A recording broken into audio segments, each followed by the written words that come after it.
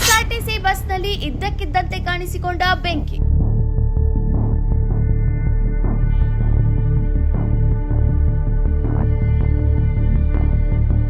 ಚಿಕ್ಕನಾಯಕನಹಳ್ಳಿ ತಾಲೂಕಿನ ಹುಳಿಯಾರು ಕನಕ ಸರ್ಕಲ್ನಲ್ಲಿ ಕೆಎಸ್ಆರ್ಟಿಸಿ ಬಸ್ಗೆ ಗುರುವಾರ ಆಕಸ್ಮಿಕವಾಗಿ ಬೆಂಕಿ ಹತ್ತಿಕೊಂಡಿದೆ.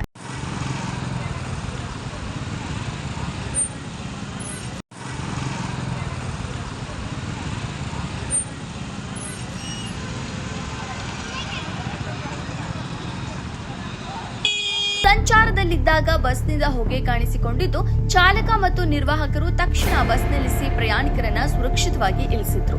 ಸ್ಥಳೀಯರ ಸಹಾಯದಿಂದ ಬೆಂಕಿಯನ್ನು ಆರಿಸಲಾಗಿದ್ದು ದೊಡ್ಡ ಅನಾಹುತ ತಪ್ಪಿದೆ.